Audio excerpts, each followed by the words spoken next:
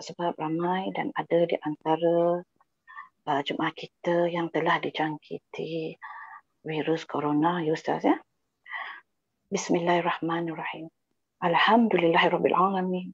Wassalatu wassalamu ala asyrafil anbiya'i wal mursalin wa ala alihi wa sahbihi ajma'in. Ya Allah, ampunilah dosa-dosa kami. Ya Allah, anugerahkanlah kami kesihatan yang baik supaya kami terus mampu beribadah kepadamu. Ya Allah, sembuhkanlah sahabat-sahabat kami dan ahli-ahli keluarga kami yang telah dijangkiti virus corona, dan kuatkanlah semangat mereka untuk melalui ujian-ujian ini dan dipermudahkan segala urusan perubatannya. Ya Allah, kami memohon perlindungan dari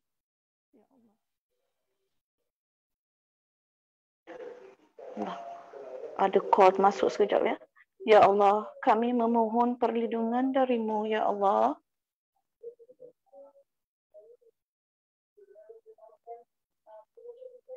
Supaya kami diberi perlindungan dari wabak penyakit COVID-19 dan penyakit-penyakit yang lain. Rabbana atina fid dunya hasanah wa fil akhirati hasanah wa qina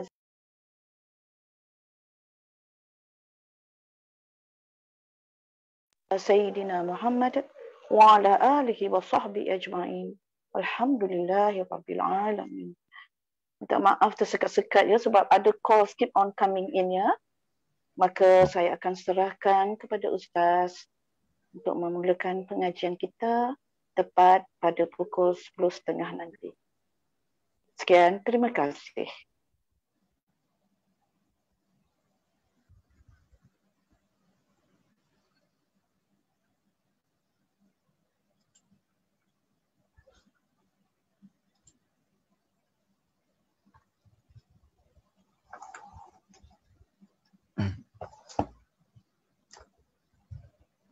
Baik, kita akan mulakan.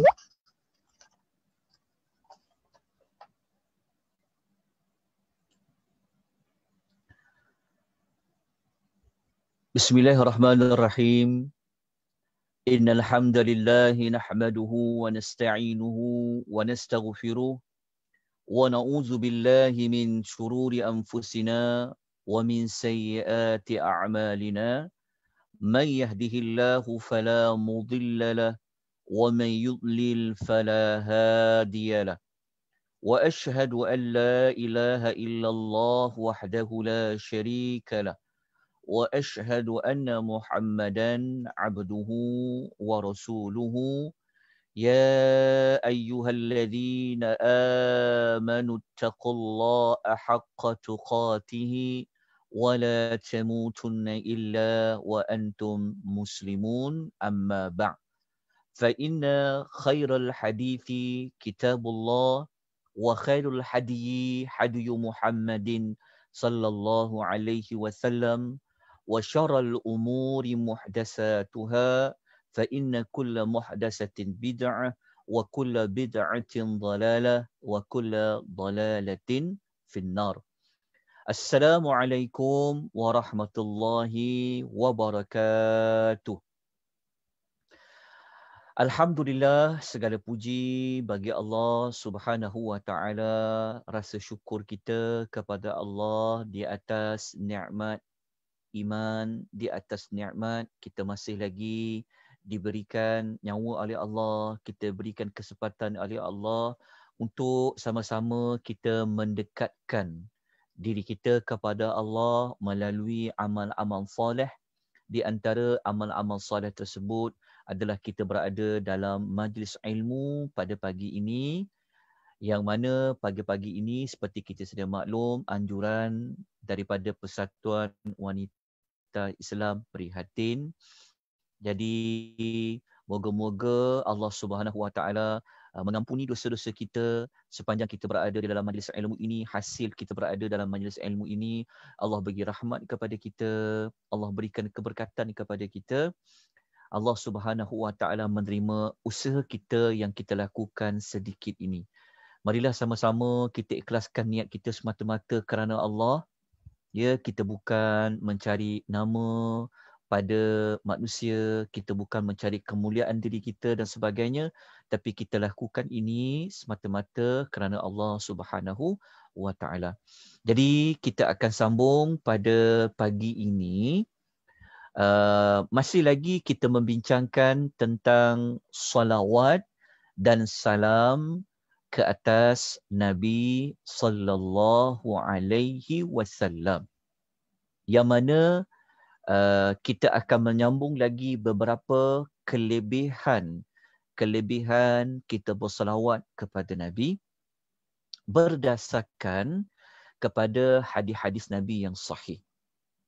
Seterusnya, lepas kita selesai tajuk kelebihan salawat dan salam ke atas Nabi SAW, kita akan menyambung dengan tajuk apakah waktu ataupun tempat-tempat yang kita disunahkan untuk bersalawat dan salam ke atas Nabi SAW. Kemudian kita akan pergi kepada bab menghuraikan jenis-jenis lafaz dan bentuk-bentuk salawat yang diajarkan oleh Nabi SAW seperti mana nota yang telah diedarkan kepada tuan-tuan dan puan-puan pada minggu sebelum ini. Nanti kita akan belajar tentang huraian lafaz salawat itu. Contohnya, siapakah yang dimaksudkan dengan ahli Muhammad, keluarga Muhammad. Kemudian kita akan ulas kenapa kita sebutkan nama Nabi Allah Ibrahim pada salawat. Kenapa salat tu nama Ibrahimiyah. InsyaAllah nanti kita akan ulas pada ulasan tentang lafaz dan bentuk salawat. Jadi kita beri dulu tumpuan pada pagi ini. Tajuknya tentang kelebihan yang Allah kurniakan bagi sesiapa yang bersalawat dan mengucapkan salam kepada Nabi SAW. Baik, kita sambung kelebihan yang berikutnya pada pagi ini. Kita sambung yang minggu lepas. Yang minggu lepas kita sampai kepada 10 kelebihan. Maka pada pagi ini kita akan masuk kepada kelebihan yang ke-11. Jadi kalau ada mana-mana yang dia terlepas untuk siri yang pertama, bab salawat dan salam ini, saya mohon jasa baik supaya melihat rakaman yang ada, sama ada nak tengok di YouTube pun boleh. Tekan saja Akademi Tadabbur Malaysia tentang salawat dan salam, ataupun boleh melihat terus di FB Akademi Tadabbur Malaysia. Ada rakaman dia di sana.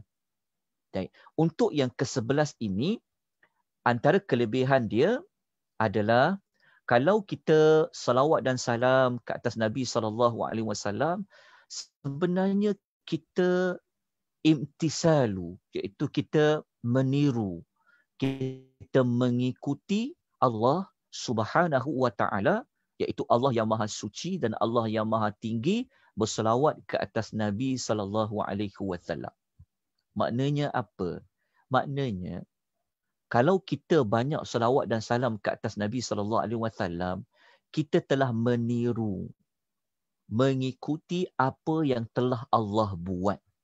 Apa yang telah Allah buat? Allah juga telah bersalawat ke atas Nabi SAW. Agak-agak kalau kita tiru Allah, kita ikut Allah, Allah boleh bagi ganjaran apa? Walaupun kita tak jumpa ganjaran disebut bilangan kuantitinya berapa, tapi orang yang berselawat dan salam kepada Nabi ini, sebenarnya dia mengikuti Allah. Jadi kita tak tahu apa ganjaran yang Allah nak bagi kepada orang yang mengikuti apa yang Allah lakukan. Sudah tentu pahalanya sangat besar di sisi Allah Subhanahu Wa Taala. Sandaran dia, dalil dia, nanti kita akan gabung, kita akan tunjukkan selepas ini. Untuk yang ke-11 ini. Kita lanjutkan yang ke-12. Kelebihan yang ke-12, kita juga sebenarnya meniru, mengikuti para malaikat yang berselawat ke atas Nabi sallallahu alaihi wasallam. Kita tahu malaikat merupakan makhluk Allah yang sangat mulia. Mereka adalah makhluk yang tidak pernah sekalipun melakukan maksiat kepada Allah. Malaikat merupakan makhluk Allah yang tidak pernah tidak taat pada Allah. Tidak pernah tidak buat apa yang Allah suruh. Boleh jumpa maklumat itu dalam surah At-Tahrim yang Allah disebut la ya'sunallaha ma amarahum wa yaf'aluna ma yu'marun. Itu sifat malaikat. Maka di antara kerja malaikat, fungsi malaikat, mereka ini mendoakan, mereka bersalawat ke atas Nabi SAW. Jadi kalau kita makhluk yang berada di muka bumi Allah Ta'ala ini, kita telah meniru apa yang dilakukan oleh para malaikat. Itu kelebihan yang ke-12. Sandarannya, insya-Allah sekejap lagi kita akan jumpa. Yang ke-13. Sesiapa yang bersalawat dan mengucapkan salam kepada Nabi SAW, sebenarnya dia adalah hamba yang telah menunaikan titah perintah dari Allah Subhanahu wa Ta'ala. Kerana berselawat kepada Nabi ini Allah perintah. Allah suruh kita berselawat. Bermakna kalau kita berselawat kepada Nabi, kita telah menunaikan suruhan Allah Subhanahu wa Ta'ala. Maknanya kita jadi hamba Allah yang taat. Kalau kita jadi hamba Allah yang taat, maka sudah tentu Allah berikan kita ganjaran. Apa ganjarannya? Kita telah sebut pada dalam kelebihan-kelebihan yang sebelum ini. Ada kaitan. Jadi, kelebihan 11, kelebihan nombor 12, kelebihan 13 ni sebenarnya ia bersandarkan kepada ayat 56 suratul Al-Ahzab, surah nombor 33.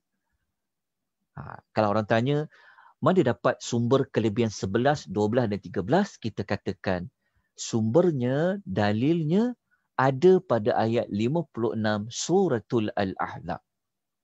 Secara tidak langsung, kita akan tadabbur, kita akan dapatkan ayat 56 ni maksud dia apa. Kalau kita baca ayat 56 ini, a'udzubillahi minasyaitonir rajim.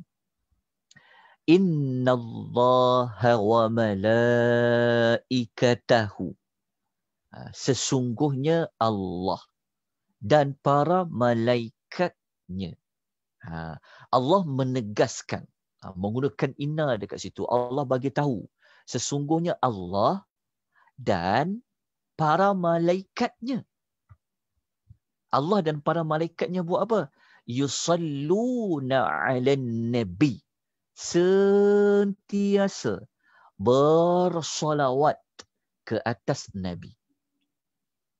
Jadi, pada potongan ayat ini, inilah jawapan kepada kelebihan nombor 11, kelebihan nombor 12. Ayat ni Allah bagi tahu Allah dan para malaikatnya sentiasa, yusallu tu dia adalah fa'lul mudhari', kata kerja sekarang present tense yang menunjukkan sentiasa bersolawat ke atas Nabi.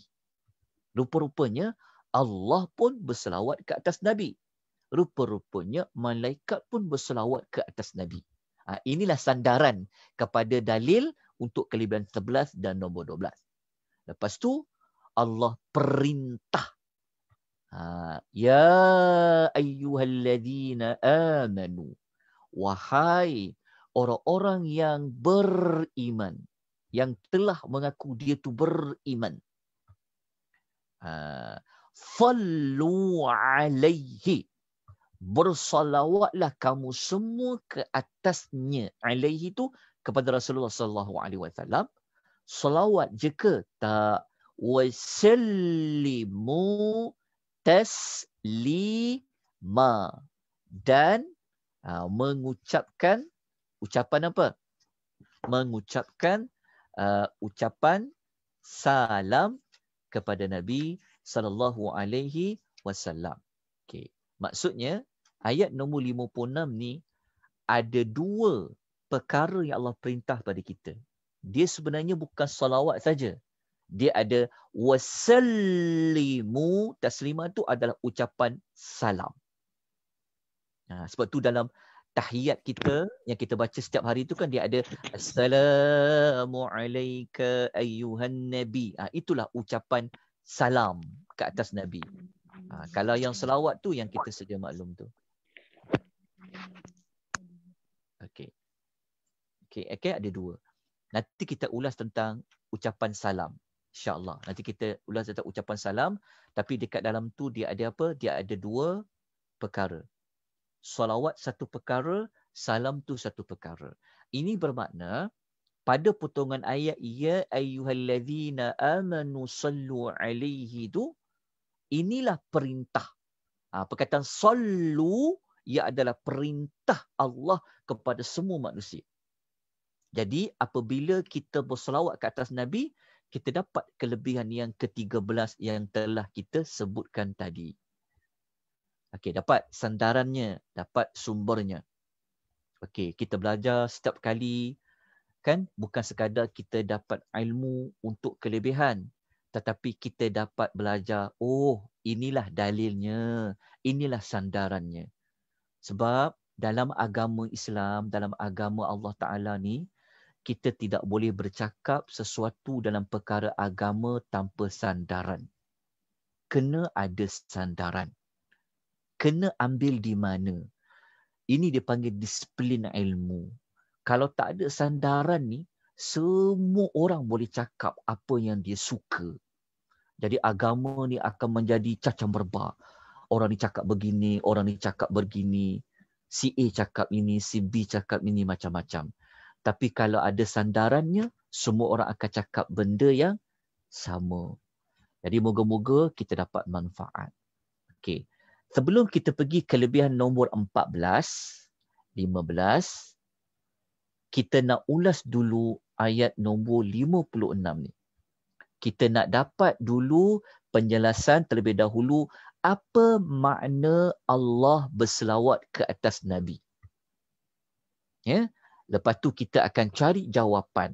Apa makna para malaikat berselawat ke atas Nabi? Walaupun minggu lepas saya telah terangkan sebenarnya. Sedikit sebanyak. Tapi tak apa. Kita ulang dengan lebih lanjut pada pagi ni. Okay, apa makna Allah tu berselawat ke atas Nabi? Dan apa makna malaikat tu berselawat ke atas Nabi? InsyaAllah kita akan terangkan. Okey, apa makna Allah berselawat ke atas Nabi sallallahu alaihi wasallam? Ini maknanya. Perhatikan baik-baik. Ini bukan saya kata ya, ini saya quotekan kata-kata para ulama di kalangan salafus salih. Maklumat ini saya ambil dalam Fathul Bari.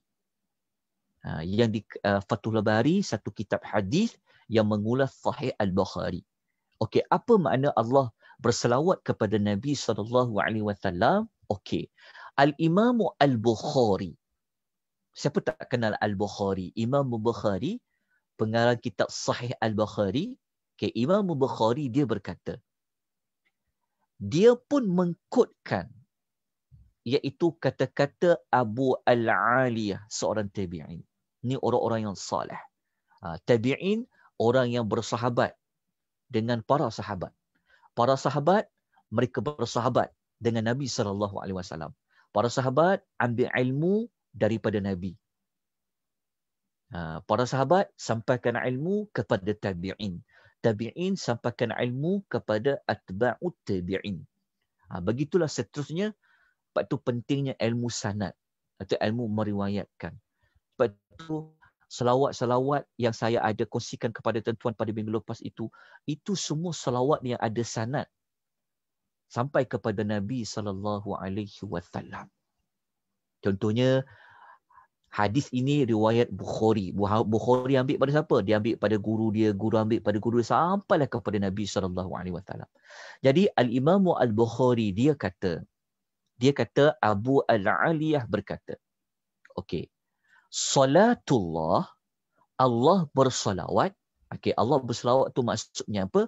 Dia kata sana'uhu alaihi indal malaikah. Allah bersalawat ke atas Nabi ni maknanya pujian Allah ke atas Nabi di sisi para malaikat. Itu makna yang pertama. Maknanya Allah bersalawat ke atas Nabi tu, kata Imam Bukhari, kata Abu Al-Aliyah, maknanya Allah memuji Nabi SAW di kalangan para malaikat. Para malaikat ni satu hamba Allah yang sangat mulia. Tetapi Allah memuji Nabi di kalangan makhluk Allah yang mulia. Maknanya mulia tak Nabi Muhammad SAW? Disebut di kalangan makhluk yang mulia. Bukan senang nak dapat puji-pujian dari Allah Subhanahu wa taala. Tetapi Nabi SAW telah pun mendapat pujian dari Allah. Pujian Allah ke atas Nabi ini ada pada makna Allah bersalawat ke atas Nabi SAW. Ini makna pertama. Okay, catat dekat nota tu, makna yang pertama. Makna dan pengertian yang kedua, ni kata tabi'in yang lain, namanya Sufyanu Thawri rahimahullah. Beruntung kita kalau kita quotekan kata-kata orang-orang yang salih. Ni orang-orang yang terawal ni. Tabi'in kan. Masya Allah. Orang-orang dulu ni kalau cakap, mereka ni orang, sebab tu kita kena belajar. Kita kena, hidup kita ni biar hidup yang berpandukan kepada orang-orang terdahulu di kalangan salafus salih. Yang Nabi pernah iktiraf zaman-zaman mereka ni. Mereka ni ikhlas buat ibadat. Mereka ni dekat dengan Nabi. Mereka ni dekat dengan para sahabat. Dekat mereka ni orang-orang yang salih. Kalau ulama-ulama yang contemporary ni, sangat jauh beza. Antara langit dengan bumi. Sebab tu walaupun kita zaman terkini, tapi kita ambil maklumat yang orang yang terdahulu. Jadi Sufyanu Thawri dengan beberapa para ulama yang lain mengatakan, dia kata makna Allah berselawat tu, dia kata salatu rabbi ar-rahmah. Dia kata Allah berselawat kepada Nabi SAW tu maksudnya Allah memberikan rahmat. Okey, dapat dua makna. Ada dua makna lah. Allah berselawat tu ada yang kata ia adalah puji-pujian kepada Allah. Puji-pujian Allah. Ada yang kata dia adalah rahmat. Tapi kalau kita belajar pendapat Al-Imam Ibn Al-Qayyim Al-Jauziyah, sebenarnya yang lebih tepat dia pergi kepada puji-pujian. Sebenarnya. Tapi tak apa, dia masih lagi ada perbezaan pendapat. Puji-pujian Allah kepada Nabi dan juga rahmat. Ada dua maksud. Alhamdulillah, kita dah dapat jawapan apa makna Allah tu berselawat ke atas Nabi SAW. Kita pergi kepada pengertian apa makna para malaikat berselawat ke atas Nabi SAW. Para malaikat berselawat kepada Nabi SAW pun ada dua pengertian. Al-Imam Al-Bukhari sekali lagi, beliau mengkutkan kata Abu Al-Aliyah. Yang mana Abu Al-Aliyah rahimahullah, beliau mengatakan wassalatul malaikah. Para malaikat berselawat ke atas Nabi SAW tu maksudnya apa? Dia kata ad-du'a'u, iaitu mereka mendoakan Nabi SAW. Maknanya makna pertama apa? Adalah doa para malaikat. Yang kedua, makna yang kedua, seperti mana kata Sufyanu Thawri dan juga para ulama yang lain rahimahumullahu ta'ala alaihim, mereka mengatakan salatul malaikah, salawatnya para malaikat itu dia kata al-istighfar, iaitu permohonan keampunan untuk Nabi sallallahu alaihi wasallam. Ini adalah makna yang kedua. Maknanya para malaikat bersalawat kepada Nabi itu ada dua makna. Pertama, para malaikat mendoakan Rasulullah sallallahu alaihi wasallam dengan kebaikan dan sebagainya. Yang kedua, para malaikat ni minta keampunan kepada Allah untuk Nabi sallallahu alaihi wasallam. Okey, dapat dua pengertian tersebut seperti yang disukirkan oleh Al-Imam Al-Bukhari daripada para tabi'in. Baik. Kita pergi pula kepada, tadi kita belajar Allah perintah kita berselawat. Betul. Kita pun berselawat. Allahumma salli wa sallim ala nabiyyina Muhammad. Contoh kita baca kan. Tetapi di sebalik kita melafazkan Allahumma salli wa sallim ala nabiyyina tu, di sebalik kita bersolawat tu, kita kata Allahumma salli ala Muhammad kan. Di sebalik kita melafazkan selawat tu sendiri maknanya apa? Apa pengertian di sebalik kita berselawat ke atas Nabi sallallahu alaihi wasallam? Jadi kita rungkaikan persoalan ini dengan kita melihat apa huraian yang dibuat oleh para ulama. Okey. Yang ini saya ambil juga dalam Fathul Bari. Okey. Selawat orang yang beriman ni maknanya ia dikategorikan di dalam bab mendoakan baginda sallallahu alaihi wasallam. Maknanya lepas ni kalau kita selawat ke atas Nabi, maknanya kita mendoakan Nabi. Kita mendoakan Nabi. Selawat tu sebenarnya dia, apabila kita sebut mendoakan Nabi, doa itu adalah ibadah. Maknanya kita pun buat ibadat. Dia, nampak tak hubungan dia? Berselawat ke atas Nabi, maknanya kita mendoakan Nabi SAW. Apabila kita termasuk dalam perbuatan berdoa, maknanya kita termasuk dalam perbuatan beribadat kepada Allah. Apabila kita beribadat kepada Allah, bermakna kita termasuk perbuatan taat taqarrub. Kita mendekatkan diri kita kepada Allah. Kita nak dekatkan diri kita kepada Allah, jalan dia boleh melalui salawat ke atas Nabi. Kita tiru Allah, Allah suka. Kita tiru pada malaikat, Allah suka. Kita tunaikan perintah Allah berselawat, kita suka. Mendoakan Nabi daripada selawat itu Allah Ta'ala suka. Maknanya nak dekatkan diri pada Allah, nak dapat maqam, kedudukan yang hampir kepada Allah melalui jalan selawat. Jadi selawat ni maknanya apa? Kita mendoakan baginda sallallahu alaihi wasallam. Dia bukan zikir biasa-biasa sekadar nyanyi-nyanyi.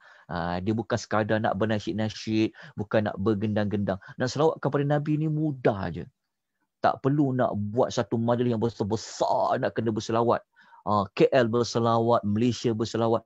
Tak perlu kita sampai nak menggunakan wang ringgit yang banyak. Islam ni mudah dalam agama.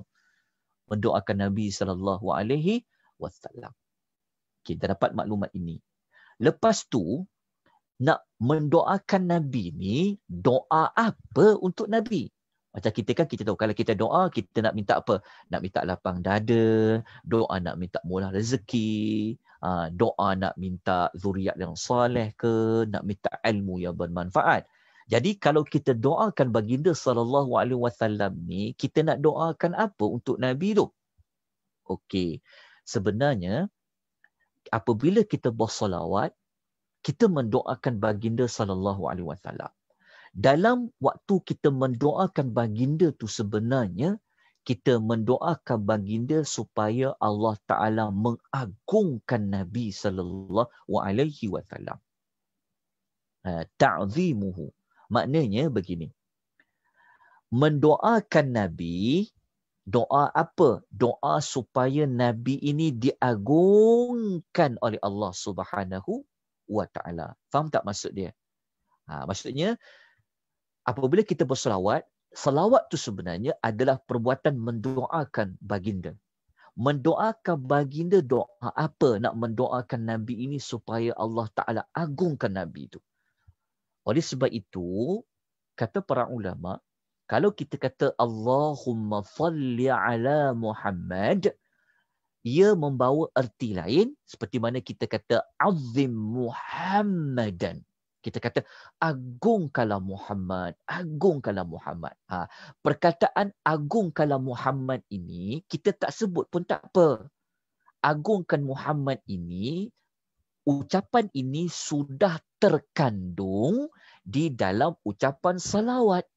Kalau kita kata Allahumma salli ala Muhammad, dalam ucapan Allahumma salli ala Muhammad itu sudah terkandung doa yang membawa makna azim Muhammadan, agungkanlah Muhammad. Dapat tak jelas ya? Moga-moga jelas penerangan saya. Okey. Kemudian tak habis lagi.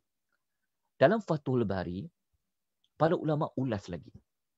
Nak agungkan Nabi Muhammad ni sudut apa? Kan tadi kita doa pada Allah, ya Allah, agungkanlah Nabi Muhammad ni. Tapi nak agungkan Nabi Muhammad ni dari sudut apa? Macam mana? Maka para ulama menyebutkan ulasannya, apabila kita selawat kepada Nabi, kita mendoakan baginda sallallahu alaihi wasallam supaya diagungkan Nabi. Diagungkan Nabi itu terbahagi kepada dua sudut. Sudut yang pertama, kita agungkan Nabi ini dalam doa kita dari sudut fid dunia. Dari sudut agungkanlah Muhammad ini di dunia, ya Allah. Tapi bukan dekat dunia je untuk diagungkan Nabi Muhammad sallallahu alaihi wasallam. Tapi kita juga mendoakan Nabi sallallahu alaihi wasallam supaya diagungkan Nabi fil akhirah, juga untuk di hari akhirat. Jelas tak? Ini pecahan dia, para ulama buat pecahan dia. Jadi kalau saya sambil saya memandu contoh, kan saya pun berselawat, Allahumma salli ala Muhammad. Maknanya saya, walaupun saya sedang memandu, tapi saya sedang buat apa tu? Sebenarnya saya sedang mendoakan Nabi sallallahu alaihi wasallam. Saya doakan Nabi supaya Allah Taala agungkanlah Muhammad ini, ya Allah. Agungkan Muhammad ni sudut apa, ya Allah? Agungkanlah Muhammad tu di dunia, ya Allah. Agungkanlah Nabi Muhammad sallallahu alaihi wasallam ini di hari akhirat, ya Allah. Okey, jelas. Setakat ni dah boleh faham, tetapi belum habis lagi. Para ulama mereka mengulas lagi. Mereka mengatakan, agungkan Nabi di dunia ni pula macam mana? Agungkan Nabi di akhirat ni macam mana? Ini pecahan dia. Tengok pecahan dia. Di dunia ni ada 3 pecahannya, di akhirat ada 3 pecahannya. Di sini. Okey. Perhatikan baik-baik. Moga-moga rakan-rakan kita yang melihat di FB Akademi Tadabbur pun juga boleh nampak slide ini, dan juga tuan-tuan dan puan-puan. Kalau siapa yang boleh dapat nota, tolong dapatkan, insya-Allah. Baik. Besar selawat pada Nabi ni, tuan-puan, masya-Allah. Jadi apabila kita berselawat kepada Nabi sallallahu alaihi wasallam ni, kita mendoakan baginda supaya diagungkan. Agungkan Nabi di dunia macam mana? Secara tidak langsung kita akan kata, agungkanlah Muhammad ini di dunia, ya Allah, 3 sudut. Yang pertama apa? Bi'la'i zikrihi, tinggikan namanya. Agungkan di dunia ni macam mana? Wa izhar dinihi, menangkan agamanya. Yang ketiga apa? Wa ibqa'i syari'atihi, kekalkan syariatnya. Ada 3 makna. Ada tiga pecahan dia. Apabila kita kata agungkanlah Muhammad di dunia dengan tinggikan agamanya, menangkan agama yang dibawanya, kekalkan syariatnya. Itulah yang terkandung pada dalam lafaz selawat. Besar tak kedudukan selawat? Mungkin kita ingat lepas ni mungkin kita faham selawat je. Kan? Tetapi dalam selawat tu sebenarnya ada doa. Doa apa? Doa agungkan Nabi. Agungkan Nabi di mana supaya Allah agungkan Nabi dekat dunia ni? Agungkan Nabi di dunia macam mana? Tinggikan nama dia supaya dia jadi famous, dia masyhur, dia terkenal nama Nabi ni. Lepas tu agama yang Nabi bawa, Nabi berjuang daripada Mekah sampai masuk ke Madinah. Hidup Nabi dengan perang, diugut bunuh, diboikot 3 tahun. Susah payah perjuangan Nabi ni biarlah agama dia sentiasa menang Islam tu dengan salawat. Bayangkan kalau semua orang-orang Islam yang boleh selawat kepada Nabi menang agama Islam ni. Allah Ta'ala beri besar ni. Lepas tu kekalkan syariat Nabi SAW. Apa yang Nabi bawa tu, apa yang Nabi sampaikan tu, kekalkan syariat dia. Lepas tu kita ajar amalkan yang sunnah, amalkan yang Nabi baca, amalkan yang Nabi amalkan. Nabi ada wahyu dari Allah. Ya, sebab tu kita bagikan maklumat-maklumat yang sahih dari Nabi SAW. Okey, dah dapat 3 maklumat ini. Sekarang kita nak pergi pula kepada bagaimana dikatakan kita mengagungkan Nabi itu di hari akhirat. Ada 3 pecahannya juga. Apabila kita berselawat kepada Nabi SAW, kita mendoakan keagungan untuk Nabi SAW di hari akhirat, kita katakan, agungkanlah Muhammad ini di hari akhirat biijzali mathubatihi, dengan gandakan pahalanya. Ya Allah, bagilah pahala dia, Allah. Gandakan pahala dia, ya Allah. Allah saja yang tahu berapa nak bagi gandaan pahala untuk Nabi SAW. Supaya nanti di akhirat Nabi ni dapat pahala yang berlipat ganda. Lepas tu kita kata agungkanlah Muhammad itu yang kedua di hari akhirat, wa tashfi'ihi fi ummati, supaya Nabi ni boleh bagi syafaat kepada umat dia. Ya Allah, agungkanlah Muhammad di akhirat nanti dengan Engkau berikan dia keizinan untuk dia beri syafaat kepada umatnya. Kenapa perlu dapat izin? Kerana kalau kita belajar syarat-syarat syafaat, kena Allah bagi izin. Kalau Allah tidak izin, tidak ada seorang pun yang boleh memberikan syafaat kepada orang lain. Dalil izin mudah je. Ambil dalam ayatul kursi. Kan dalam ayat kursi Allah kata, man dzalladzi yashfa'u 'indahu illa biiznih. Tiada sesiapa pun di sisi Allah yang boleh memberikan syafaat melainkan setelah dapat keizinan Allah. Rupa-rupanya dalam solawat yang kita panjatkan, yang kita baca tu, sebenarnya kita doakan Nabi supaya Allah Ta'ala izinkan nanti dia bagi syafaat. Moga-moga selawat kita tu dapat juga kepada kita. Kita termasuk salah seorang yang Allah memberikan Nabi keizinan untuk bagi syafaat kepada kita. Kita nak syafaat Nabi. Tetapi kita tidak mendoakan baginda sallallahu alaihi wasallam. Nak doakan baginda ni dengan cara apa? Dengan cara kau berselawat dan salam lah. Itulah jawapan dia. Dan yang ketiga, sudut agungkan Nabi Muhammad di akhirat ini, kita minta kepada Allah wa ibda'i fadilatihi bil maqamil mahmudi. Zahirkan, munculkan, tunjulkan kedudukan dan maqam. Maqam tu kedudukan lah. Zahirkan kedudukan yang terpuji. Apa tu maqam mahmud? Kedudukan yang terpuji. Sekejap lagi nanti saya ulas. Apa itu maqam al-mahmud yang sebenar-benarnya? Maqam mahmud ni merupakan salah satu doa yang kita baca selepas azan. Wa ba'athu maqamal mahmudi. Maqam mahmud. Maqam mahmud tu kedudukan yang terpuji. Apakah makna kedudukan terpuji? Saya beritahu awal-awal dia ada kaitan dengan syafaat Nabi yang terbesar. Nabi ni ada banyak syafaat. Maka di antara syafaat yang tidak ada pada nabi-nabi yang lain adalah syafaat yang terbesar sekali, syafaatul uzma, yang digelar dengan istilah maqam mahmud. Nanti kita akan ulas maqam mahmud sebentar lagi. Jadi jika kita sampai kepada peringkat ini, kita telah mengetahui bahawasanya dalam ucapan salawat itu yang pendek itu saja, apatah lagi yang panjang, kita sebenarnya mendoakan baginda sallallahu alaihi wasallam. Doakan baginda ni adalah satu ibadat. Apabila dia jadi satu ibadat, kita dekat dengan Allah, mendekatkan diri pada Allah. Apabila kita doakan Nabi ni, maka kita doakan Nabi, agungkanlah Muhammad ni ya Allah di dunia ya Allah. Agungkanlah Nabi Muhammad ni di akhirat ya Allah. Jadi telah pun saya jelaskan. Jadi moga-moga setakat ini tuan-tuan dan puan dapat jawapan apakah sebenarnya pengertian selawat yang dicanang-canang, yang diajar-ajar di sebalik itu. Jadi apabila kita banyak berselawat kepada Nabi, maknanya kita banyaklah mendoakan Nabi. Kalau kita sedikit selawat kepada Nabi, maknanya kita sedikitlah mendoakan Nabi SAW.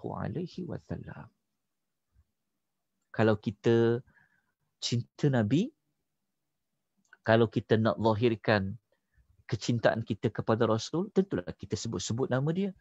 Tentulah kita selalu ingat pada dia. Kalau kita cinta pada orang kita kasih, kita ingat dia, tanya khabar dia, memikirkan tentang si dia.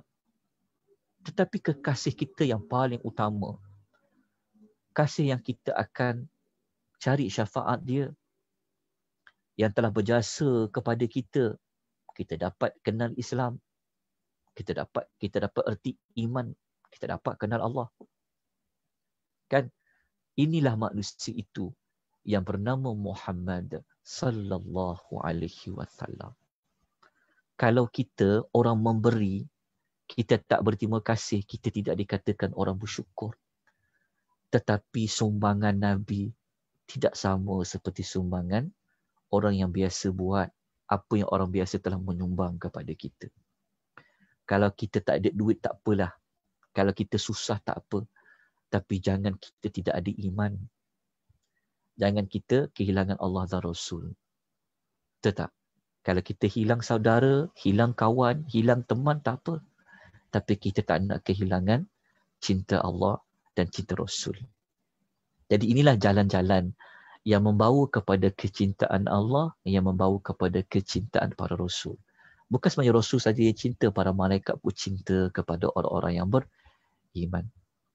Kita dah sebut dah pada minggu lepas, selawat kita akan dibawa kepada Nabi, Nabi akan menjawab dia. Moga-moga nanti, waktu Allah Ta'ala suruh Nabi memilih siapa umat kau dapat syafaat, moga-moga tersenarailah nama kita itu dalam senarai itu. Ingat ya, bukan satu jaminan kita umat Nabi Muhammad, semua kita layak dapat syafaat Nabi. Tidak. Tidak semua. Jika syarat-syarat itu dipenuhi, dia mampu. Jadi moga-moga dengan jalan salawat dan salam ni, dengan jalan salawat dan salam ini, moga-moga kita termasuk salah seorang yang mendapat syafaat daripada Rasulullah sallallahu alaihi wasallam. Okey, moga-moga jelas tentang makna ni. Jadi kita terus dengan kelebihan yang ke-14. Kelebihan yang ke-14, siapa yang berselawat dan salam ke atas Nabi sallallahu alaihi wasallam, dia akan jumpa jalan nak pergi ke syurga tu. Tapi siapa yang malas, siapa yang buat-buat lupa, dia tak akan jumpa jalan mana nak ke syurga tu. Dia akan tersesat nak pergi ke syurga itu. Jadi kalau orang berselawat dan salam ni, Allah Ta'ala akan jauhkan dia daripada dia tersesat nak mencari jalan ke syurga. Apa sandaran kepada kelebihan ke-14 ni? Ada hadis riwayat Al-Imam Tabrani. Hadis ni adalah hadis yang sahih. Yang mana sabda Nabi SAW, "Man dzukirtu indahu faqatiya salata alayya." Sesiapa yang telah terlupa, dia telah disebutkan nama Nabi tapi dia terlupa berselawat untukku di ketika namaku disebut padanya, khati'a tariqal jannah, maka dia telah menyimpang dari jalan menuju ke syurga. Macam mana nak faham hadis ni? Yalah, ini orang yang malas, sengaja tak nak selawat kepada Nabi. Sebab apa? Sebab kalau Allah berselawat, kalau para malaikat berselawat, Allah perintah berselawat, maknanya kalau kita tak berselawat, kita tidak menunaikan perintah. Betul tak?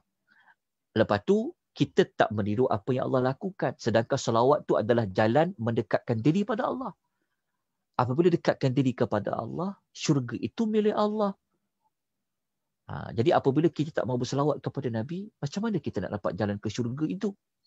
Jadi inilah kelebihan berselawat ke atas Nabi SAW supaya kita selepas ini dalam banyak-banyak wirid, zikir yang kita baca setiap hari ataupun kita baca setiap kita ada zikir-zikir tertentu minggu-mingguan kita, jangan lupa untuk berselawat ke atas Nabi SAW. Ya, sebab itu ada ucapan, ada selawat itu pada tasyahud kan. Kalau selawat itulah mazhab Syafi'i tidak wajib dan tasyahud tu macam mana kita bila kita nak selawat kepada Nabi. Tapi sebab kita solat, kita membaca selawat kata Nabi SAW. Baik, kita terus kepada kelebihan yang terakhir yang kita nak nukilkan pada pagi ini, yang ke-15 adalah dapat mengelakkan kita menjadi orang yang menyesal di hari akhirat. Menyesal sangat di hari akhirat. Kenapa? Kerana meninggalkan mengingati Nabi SAW. Apa sandarannya? Okey, ada hadis. Ada hadis. Kalau kita tengok dekat muka tu, hadis riwayat Al-Imam Tirmizi. Hadis ni hadis yang sahih. Sabda Nabi SAW.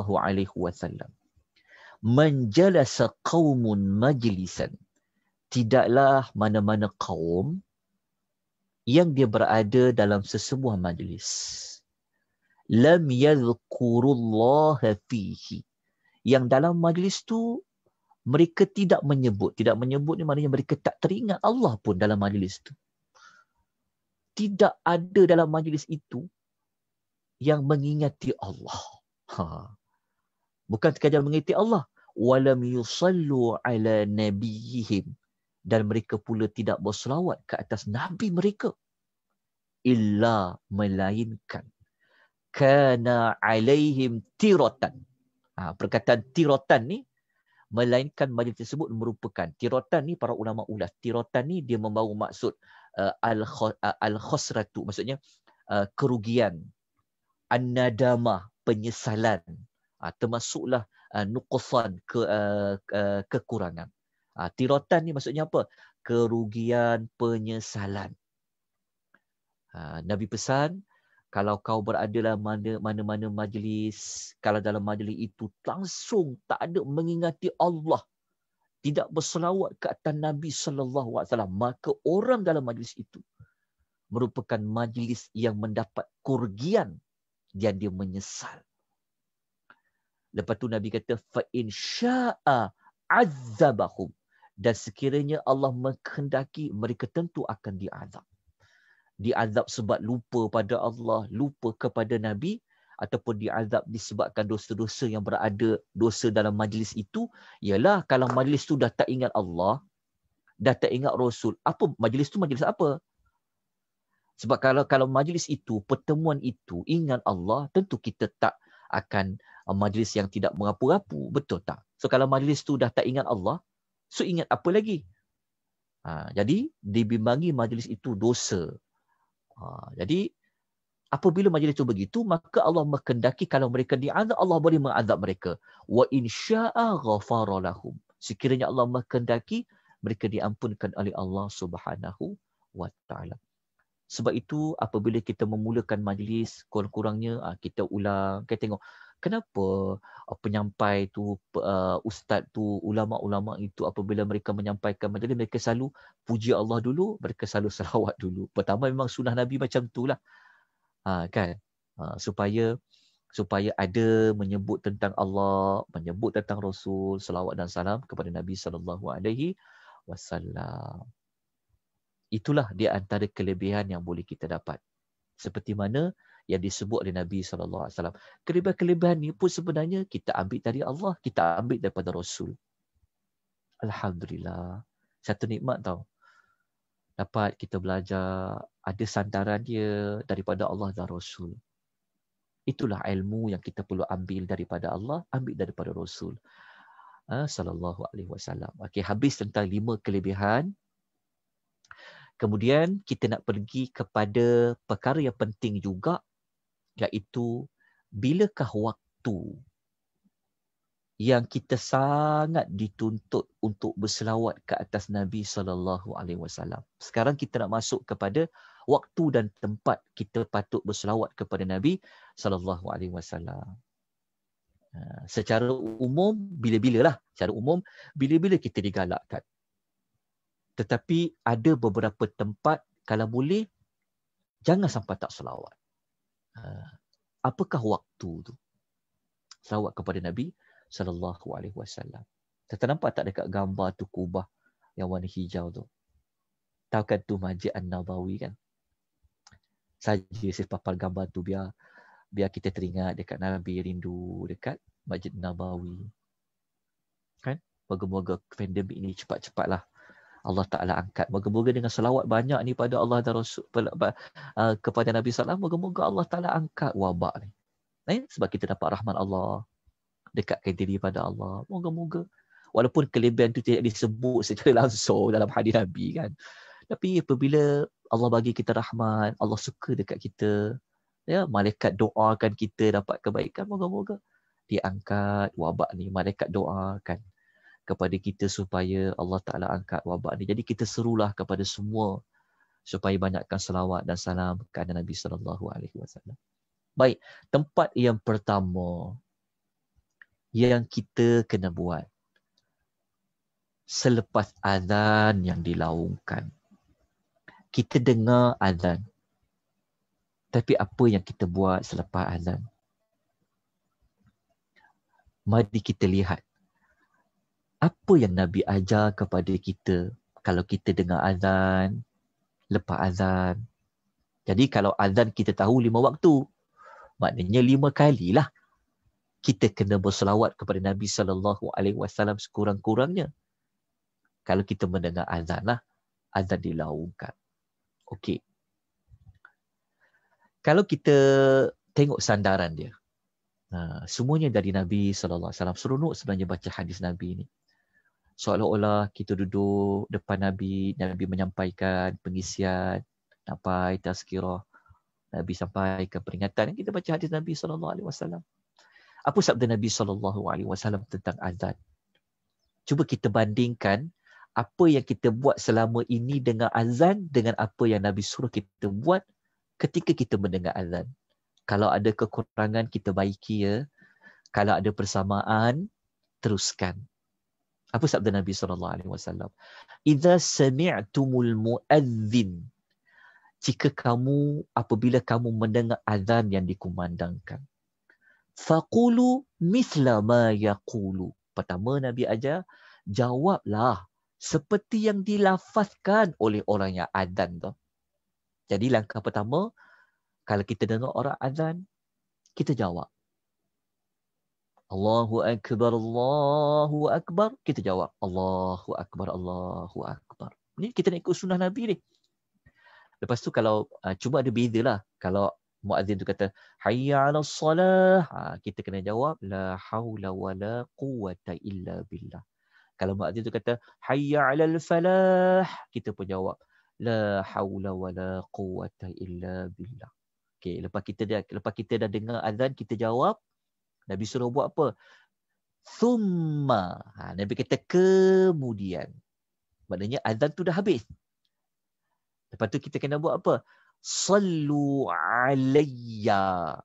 Fa innahu man salla alayya salatan sallallahu alaihi ashra. Kemudian Nabi kata bersalawat ke atasku sekali, maka Allah akan berselawat ke atasnya 10 kali. Maknanya yang tepat selepas azan bukan terus berdoa, tetapi kena bersolawat dulu kepada Nabi sekali. Jadi lepas azan tu sepatutnya kita kena buat apa? Allahumma salli wa sallim ala nabiyyina Muhammad. Contohlah, itu pada pendek kita ambil. Selawat dulu sekali. Allah berselawat kepada kita 10 kali. Kemudian Nabi kata, thumma, kemudian selepas itu, barulah masuk pada doa. Tapi dalam radio, dalam TV terus doa. Dekat TV terus keluar doa. Sepatutnya dalam TV nak buat sunnah yang betul, keluarkan dulu salawat tu sekali. Barulah keluar yang doa selepas azan. Ini yang Nabi ajar. Lepas tu Nabi kata dalam doa tu, Nabi kata, thumma salullaha lil wasilata. Kemudian Nabi kata, pohonlah wasilah kepada Allah untukku. Okey, catat.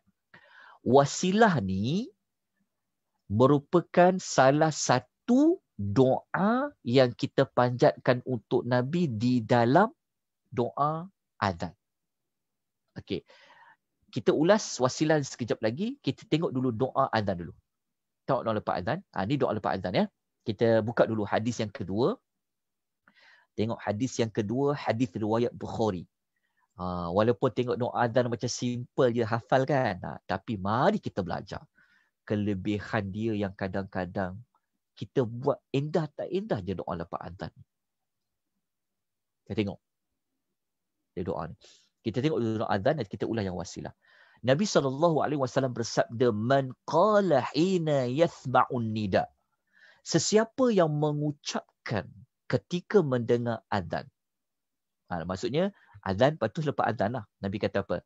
Allahumma rabba hadhihi da'wati tammah wassalatul qa'imah.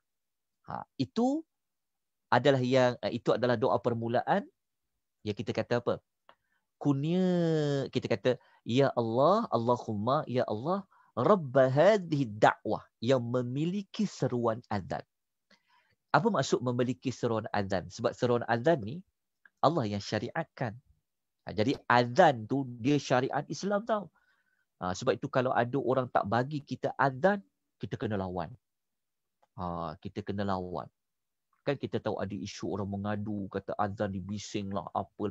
Azan memang kena azan. Kita negara Islam. Kita kena pertahankan. Sebab azan ni adalah milik Allah. Azan ni adalah syariat. Allah yang memiliki suruhan azan tu. Tak ada siapa boleh ubah dah azan tu. Jadi kena azan.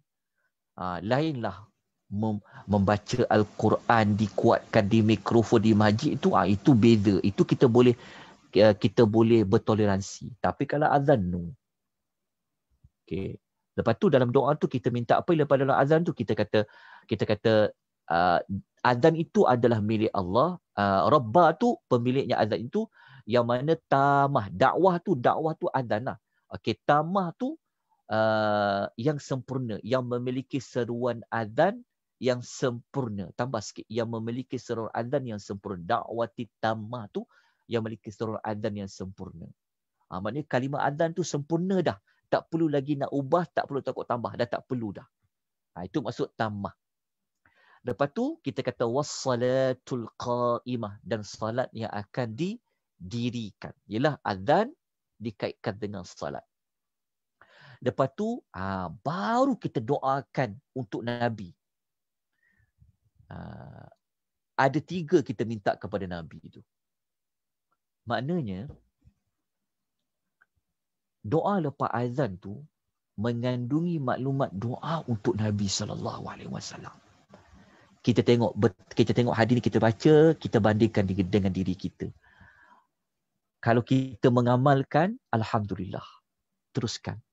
Tapi kalau kita selalu tak buat, kadang tak buat, kita telah kerugian kelebihan. Apa kelebihan dia? Kita tengok dulu apa doa untuk Nabi.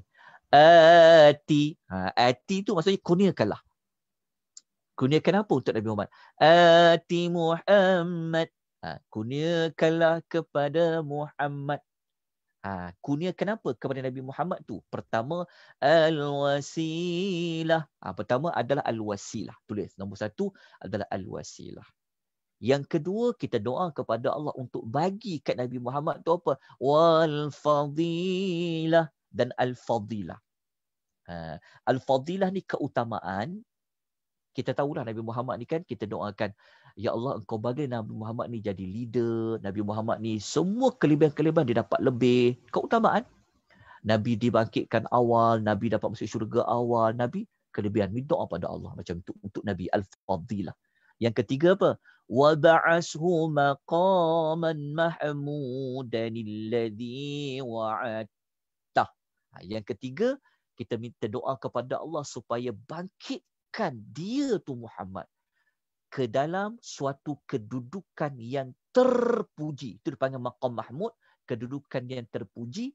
Yang kedudukan yang kau terpuji tu, ya Allah, engkau telah janji kepada dia. Wa'adtahu tu engkau telah janjikan. Faham tak maksudnya?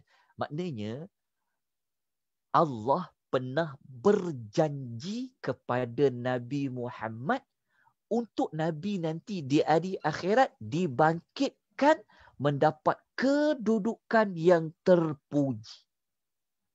Okey, bila Allah janji? Kita akan ulas sekejap lagi. Tapi kita fahamkan dulu doa lepas azan ni. Maknanya, doa lepas azan ni kita minta kepada Allah beri kepada Nabi 3 perkara. Bayangkan kalau kita terlepas doa lepas azan ni, kita terlepas mendoakan untuk Nabi SAW 3 perkara ni. Sedangkan di hujung tu, Nabi kata, siapa yang doakan Nabi dengan 3 perkara ni, dalam doa lepas azan tu, Nabi kata, halat lahu syafa'ati yaumal qiyamah. Maka dia berhak mendapat syafaatku di hari kiamat. Tengok, besar kelebihan doa lepas azan tu. Selama ni kita lepaskan peluang untuk dapat syafaat Nabi. Macam mana kita katakan kita terlepaskan peluang? Kerana kita ini tidak mendoakan lagi. Maksud saya bawa contoh, kita tak doa lah. Kalau ada orang tak doa, dia terlepas peluang syafaatkan, nak dapat syafaat Nabi. Sedangkan Nabi beritahu, hadis ni ada yang sahih ni. Hadis apa? Hadis riwayat Al-Bukhari. Maknanya siapa yang sebut doa lepas azan tu, lepas tu dalam azan pula ada doa 3 untuk Nabi SAW, al-wasilah, al-fadilah dengan maqam mahmud tu, maka dia layak mendapat syafaatku di hari akhirat. Okey. Saya akan ulas sekejap lagi al-wasilah tu apa dan apa itu maqam mahmud. Sekarang kita nak cari dulu jawapan. Tadi dalam doa tu kita kata yang engkau telah janjikan. Betul tak? Yang Allah Ta'ala janjikan. Engkau janjikan tu maksudnya Allah telah janji. Jadi kita nak cari jawapan bila Allah janji dekat Nabi Muhammad ni nanti di akhirat dapat maqam mahmud. Bila Allah janji? Ada sebenarnya dalam ayat Quran ni. Kejap. Ada tak ayat Quran tu? Oh, saya tertinggal ayat Al-Quran tu. Okey, saya minta sekejap. Kejap. Saya minta tuan-tuan tulis.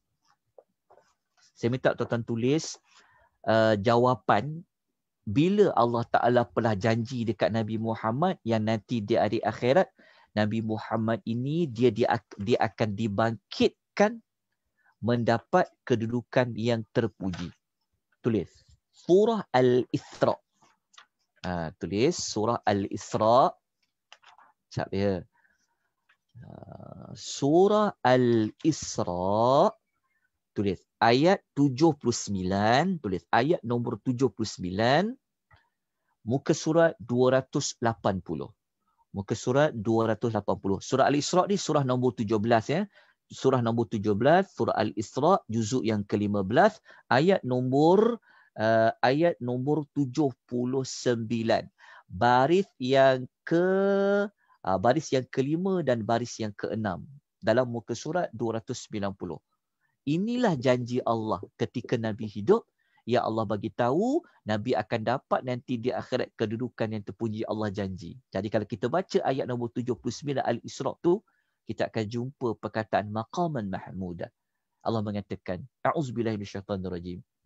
wa minal laili fatahajjat bihi nafilatan laka asa an yab'asaka rabbuka maqaman mahmuda. Ayat 79 surah Al-Isra, Allah mengatakan, dan bangunlah pada sebahagian daripada waktu malam, buatlah solat tahajud. Jadi ayat 79 ni kalau nak cari perkataan tahajud, ada pada ayat nombor 79 surah Al-Isra. Allah kata, pada waktu sebahagian malam Muhammad, bangunlah solat malam, buat tahajud. Solat tahajud tu kata Allah sebagai tambahan, solat tambahan untuk engkau. Lepas tu Allah Ta'ala kata kalau Nabi bangun sebahagian malam buat solat tahajud, Allah janji apa? Allah Ta'ala kata, asa ayyab'asaka rabbuka maqaman mahmuda. Semoga Tuhan engkau akan membangkitkan engkau, menempatkan engkau pada hari akhirat di tempat yang terpuji. Rupa-rupanya Allah pernah janji dulu kepada Nabi dalam surah Al-Isra ayat 79, kalau Nabi buat solat malam, Allah Ta'ala akan bangkitkan Nabi di tempat yang terpuji. Soalannya adalah, Nabi buat tak solat malam? Nabi buat tak tahajud? Kita dah sedia maklum kan macam mana bengkaknya kaki Nabi, berdiri lama dalam solat malam. Tanda syukur kepada Allah. Lepas tu kita doalah Nabi. Ya Allah, lepas azan kan kita kata waba'ashu maqaman mahmudanil ladzi wa'adta. Engkau bangkitkanlah ya Allah Muhammad ini nanti di hari akhirat mendapat kedudukan terpuji yang telah engkau janjikan dalam surah Al-Isra ayat nombor 79. Itulah jawapannya. Okay, sekarang kita nak ulas apa makna wasilah. Kita baca doa wasilah. Kan apa itu al-wasilah? Okey. Al-wasilah pergi pada hadis tadi.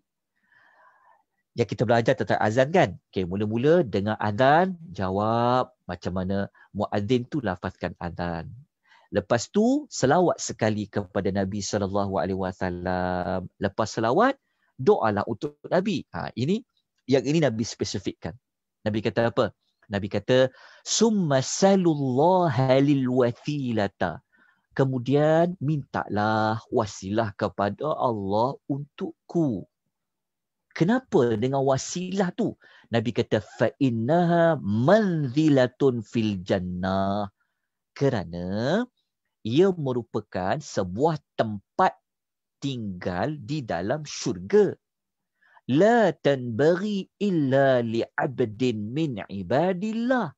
Yang tepat tinggal dalam syurga tu, ia tidak akan diberikan kepada siapa-siapa pun, melainkan seorang sahaja hamba Allah yang Allah berikan kepadanya wasilah. Jadi maknanya lepas ni kalau orang tanya, apa tu wasilah? Wasilah tu adalah tempat tertinggi di dalam syurga. Yang tempat tertinggi dalam syurga tu seorang saja yang layak berada tempat tu. Itulah jawapan dia tu wasilah tu. Lepas tu Nabi kata wa arju. Dan Nabi kata aku berharap, kata Nabi. Cita-citaku, kata Nabi, an akuna ana huwa. Nabi kata harapan aku, kata Nabi, seorang yang dapat tempat tu akulah, kata Nabi. Aku nak tempat tu, kata Nabi. Lepas tu Nabi minta kita doa kepada dia supaya dia dapat wasilah. Sebab Nabi kan dia nak dekat dengan Allah. Kan? Dia minta tu. Dia kata, lepas tu Nabi kata, faman sa'ala lil wasilata halat lahu syafa'ata. Jadi Nabi kata, sesiapa yang mintakan wasilah tu padaku. Maksudnya siapa yang mintakan wasilah tu untuk Nabi dalam doa kepada Allah, maka dia berhak mendapat syafaat. Jelas tak tuan-tuan? Rupa-rupanya doa selepas azan itu, kita bukan sekadar nak minta Nabi ni dapat maqam mahmud. Sekejap lagi saya akan tunjukkan tuan-tuan betapa pentingnya maqam mahmud untuk Nabi. Bukan sekadar minta Nabi dibangkitkan dapat kedudukan yang terpuji di hari akhirat. Tapi Nabi ni ada cita-cita nak dapat kedudukan tertinggi dia dalam syurga. Yalah, sebab dia nak dapat rahmat yang besar dari Allah kan. Jadi rupa-rupanya wasilah tu adalah tempat tertinggi di dalam syurga Firdaus. Jelas ya? Faham selama ni kita doa al-wasilah. Ati Muhammadanil wasilah. Tapi kalau ditanya apa tu wasilah? Rupa-rupanya wasilah tu tempat tinggal, tempat tertinggi di dalam syurga di hari akhirat. Seorang je yang dapat tempat tu. Jadi doakanlah ya sama-sama dapat azan supaya Nabi dapat al-wasilah itu. Baik. Kita pergi kepada makna apa tu maqam mahmud. Mungkin ada di kalangan tuan-tuan yang dah tahu, tak apa, kita kukuhkan lagi. Kalau ditanya pula maqam mahmud tu apa ustaz? Yang saya tahu maqam Ibrahim. Dekat tepi Kaabah tu. Kalau maqam mahmud ni apa? Mahmud ni nama orang ke? Mahmud ni bukan nama orang. Mahmud ni maknanya yang terpuji. Maqam tu kedudukan. Maqam tu bukan maqam kubur. Maqam tu adalah kedudukan yang terpuji di hari akhirat. Nak tahu apa tu maqam mahmud? Okay, tengok diagrams ataupun flowchart yang saya paparkan ni. Moga-moga faham. Flowchart ni bukan saya buat-buat. Flowchart ni saya ambil daripada hadis Nabi SAW. Saya tak nak kongsi maklumat daripada saya. Saya ambil kongsi maklumat ni daripada Rasul.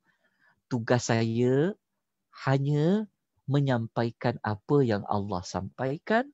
Tugas saya menyampaikan apa yang Rasul menyampaikan. Tujuan saya bukan nak bawa orang kepada memuliakan kita.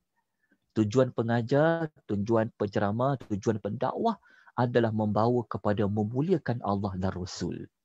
Sebab tu kena bawa orang pergi kepada Allah dan Rasul. Ini ia adalah daripada Allah, daripada Rasul. Ni. Nanti saya tunjukkan hadis dia. Apa tu maqam mahmud? Dia ringkasan dia. Okey, nanti kita baca hadis tu untuk menunjukkan lagi ada rasa, nak dapat rasa pentingnya maqam mahmud ni. Oh, penting doa ni. Kita tengok. Okey, ni sebenarnya ringkasan daripada hadis. Kalau sempat saya baca hadis tu.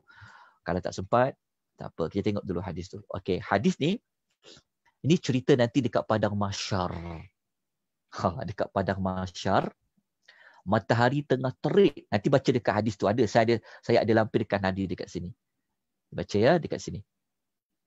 Dekat sini ni diagram tadi, flowchart tadi saya ambil daripada hadis ni. Saya buat ringkasan lah untuk mudahkan faham.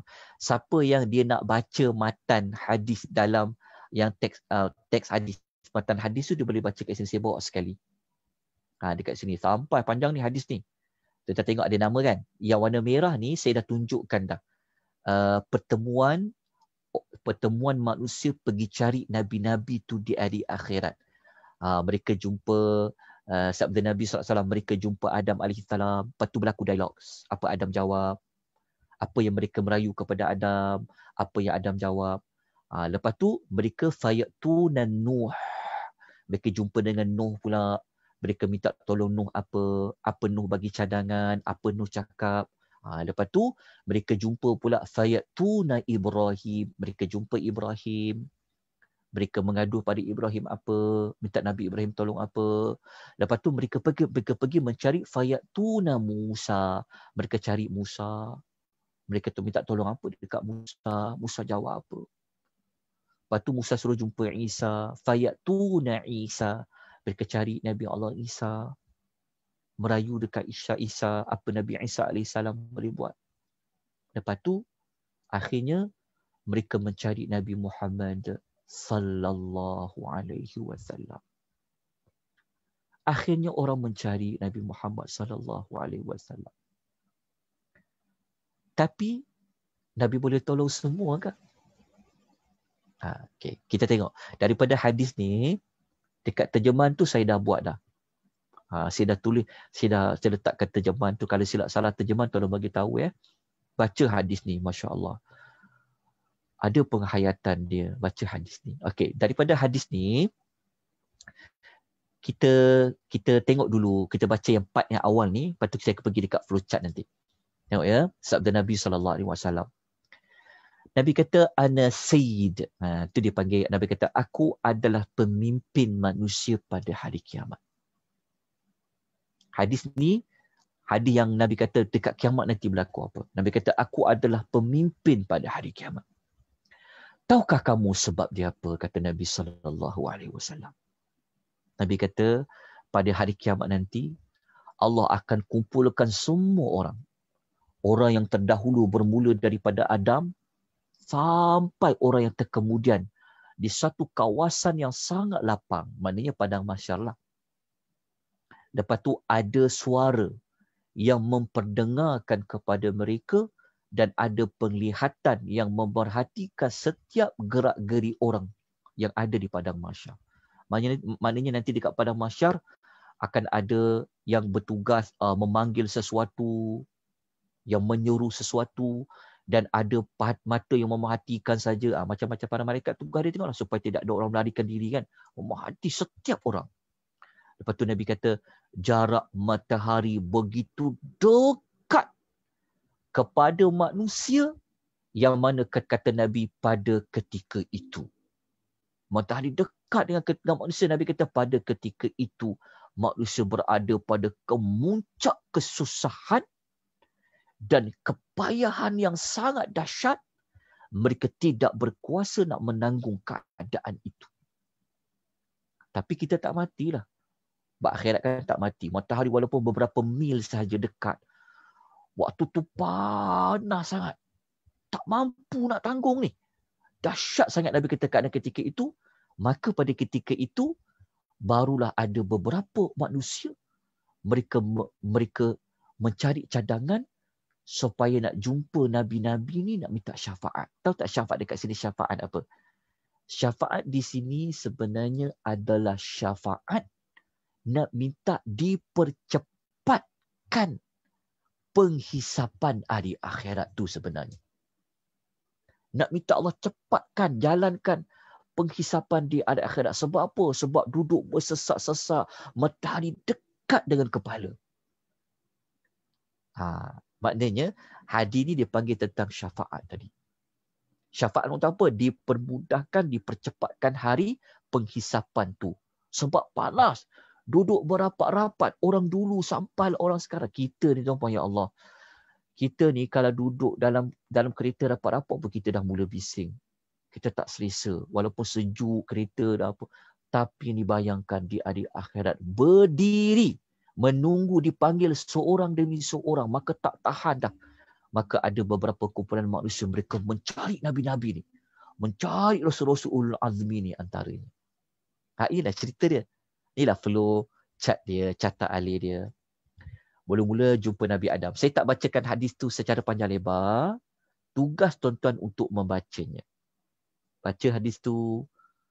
Kan? Baca nanti bangun waktu malam ke, orang tak ada dia baca hadis tu hayati. Okey. Nanti tak faham, tanya. Okey. Kita tengok. Ni saya buat ringkasan dia. Mula-mula mereka jumpa Adam. Kenal. Sebenarnya boleh jumpa Adam. Boleh dikenali Nabi Adam AS. Jumpa bapa kita yang awal-awal. Mereka pujilah Adam ni. Sebelum mereka buat permintaan, mereka sebut dulu kedudukan Adam di sisi Allah ni apa. Dia katalah Adam ni ciptaan Allah dengan tangannya kan. Adam ke istimewa kan. Kan Adam ke istimewa. Tak ada bapa, tak ada ibu. Allah ciptakan sendiri dengan tangannya. Lepas tu dapat masuk syurga. Tapi Adam tak boleh tolong. Adam kata aku tak boleh nak minta percepatkan hisab ni. Aku tak boleh tolong. Adam kata apa? Aku ni sendiri pun ada buat salah pada Allah. Kata Adam. Aku telah mendekati sebatang pokok. Kan kita faham cerita dia. Tapi kan taubat Adam telah diterima. Kenapa Adam tak boleh tolong tuan-puan? Kerana mereka tahu erti kesalahan di hadapan Allah. Bayangkan Adam yang dia telah tersalah mendekati pokok secara tak sengaja. Doa dia, ya Rabbana zalamna anfusana wa ilam taghfir lana, ya Allah ampunkan tu. Dia tetap takut dengan kesalahan dia sehingga dia cadangkan pergilah jumpa Nuh. Jumpalah Nuh. Nuh pun tak boleh nak bantu. Nuh pun sebut kesalahan dia pernah doakan umat dia supaya Allah Ta'ala turunkan azab. Nuh rasa bersalah sangat. Tapi sebenarnya tak salah pun. Tapi mereka kenal erti beratnya buat salah di hari akhirat. Lepas tu mereka jumpa Nabi Ibrahim. Masya Allah. Dapat kenal Nabi Ibrahim. Tapi Nabi Ibrahim menyebut tentang dia ada membuat beberapa helah ketika hidup. Dia ada 3 helah dia. Nabi Ibrahim tak boleh tolong. Dia kata pergilah jumpa Musa. Jumpa Musa. Musa pun mulia. Jadi kalau tuan-tuan nak ikuti kisah Nabi Musa, tuan-tuan ikuti kelas saya setiap hari Isnin dengan Khamis malam. 9 malam. Macam malam ni ada untuk siri 3. Tuan-tuan, saya akan ajar ke tuan-tuan dan perempuan keseluruhan kisah Nabi Musa. Malam ni kita nak belajar macam mana Nabi Musa tu Allah Ta'ala lahirkan dia. Sangat menarik cerita dia. Nabi Musa dia mulia tau. Sangat mulia. Kan kita tahu dia lah satu-satunya Nabi yang boleh berkata-kata secara langsung dengan Allah di Gunung Tursina. Okay. Tapi Nabi Musa tak boleh tolong. Dia tak berani, dia tak mampu nak tolong. Sebab apa? Sebab dia pernah buat kesalahan, dia pernah menumbuk seorang sehingga mati lelaki tu. Tapi dia tak salah. Dia ingat tumbuk dia sekadar meleraikan perkara tapi mati lelaki tu. Kenapa? Kerana Nabi-Nabi ni mereka tahu besarnya, beratnya dosa di akhirat. Lepas tu mereka cadang jumpa Nabi Isa. Nabi Isa ni pun mulia. Tapi Nabi Isa tak boleh tolong. Tapi dalam hadis tu, Nabi Isa tak sebut kenapa dia tak boleh nak tolong. Dia tak sebut. Cuma dia kata, pergilah jumpa Nabi Muhammad SAW. Tuan-tuan nak tahu tak waktu jumpa Nabi SAW di akhirat Nabi buat apa? Tuan-tuan nak tahu tak apa ucapan Nabi? Nabi je boleh tolong. Nabi boleh tolong ni, inilah dia panggil Maqam Mahmud. Kedudukan yang terpuji tu maksudnya, syafaat di hari akhirat nak cepatkan hisab tu yang tak dimiliki oleh Nabi Adam, Nabi Nuh, Nabi Musa, Nabi Ibrahim, Nabi Isa. Ni semua Nabi top-top ni pun tak boleh tolong. Tapi Nabi boleh tolong. Itu dipanggil syafaat dia. Syafaat ni paling besar yang tak dikongsi oleh Nabi-Nabi yang lain. Tapi mari kita hayati macam mana Nabi pergi, macam mana Nabi pergi jumpa Allah Ta'ala tu dan apa Nabi sebut daripada Allah.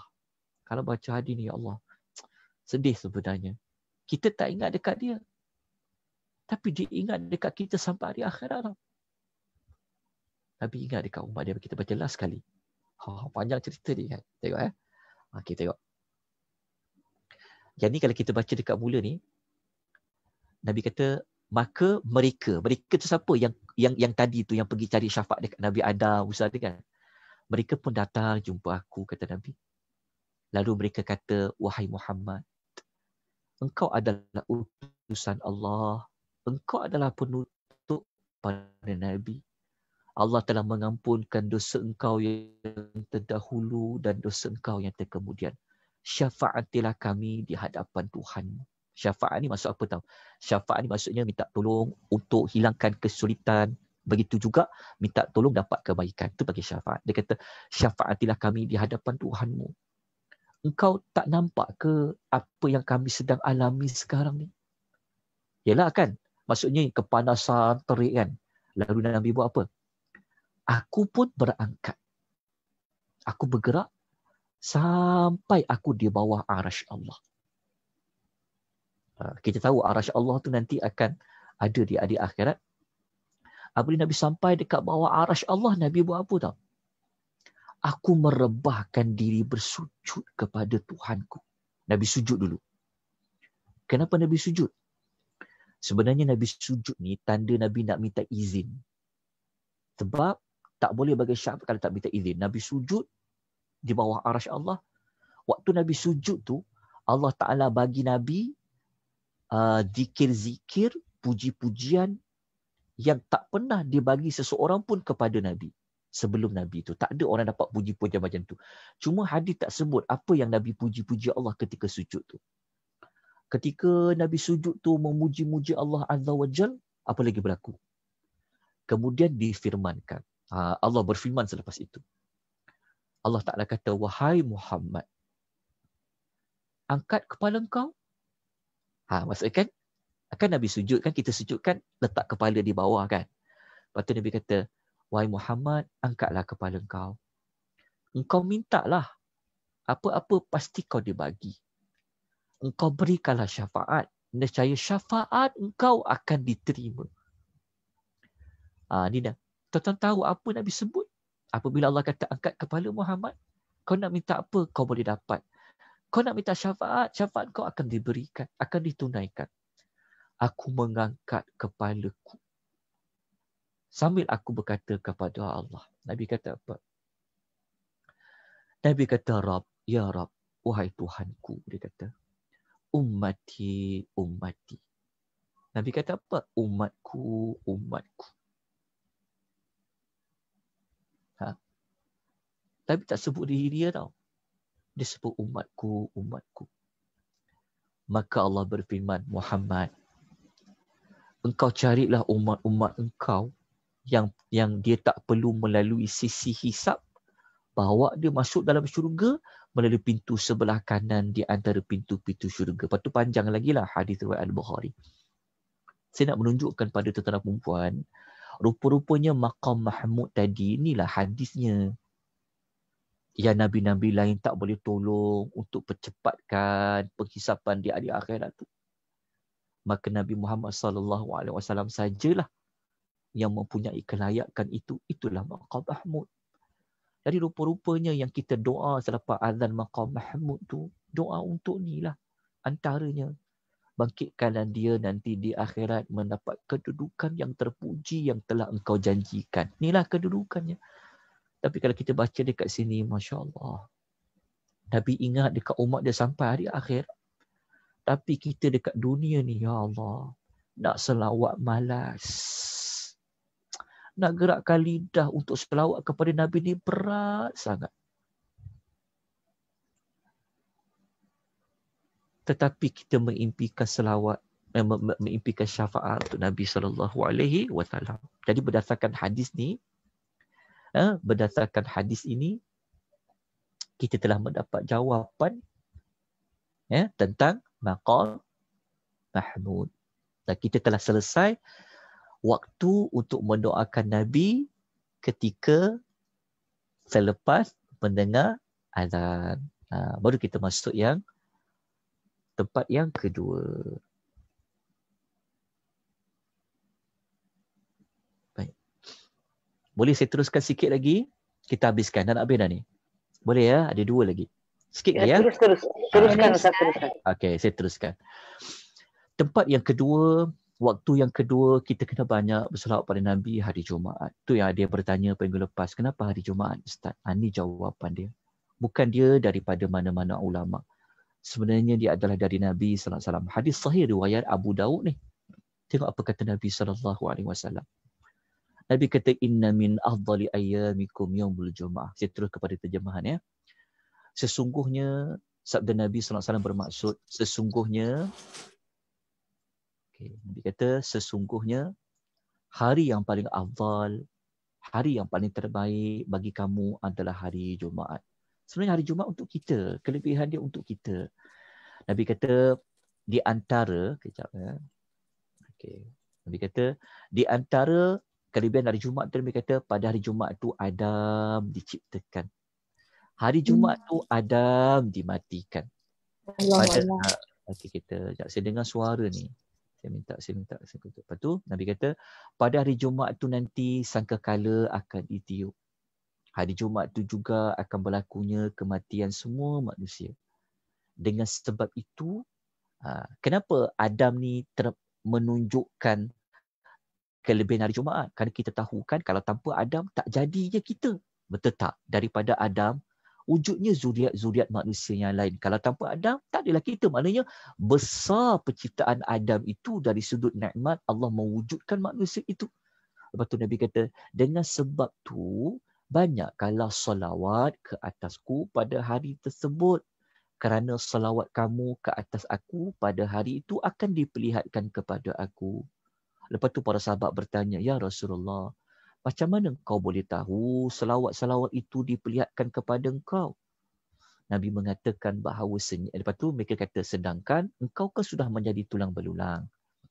Nabi kata, sesungguhnya Allah Subhanahu Wa Taala mengharamkan segala bumi ini memakan jasad para nabi. Maksud dia apa? Maksud dia sebenarnya, jasad nabi ini dia tidak hancur. Semua para nabi ni kelebihan dia, jasad dia kekal. Kalau kita baca hadis lain sebelum ni, ingat tak? Allah kembalikan roh Nabi untuk menjawab salam yang dibaca oleh umat dia.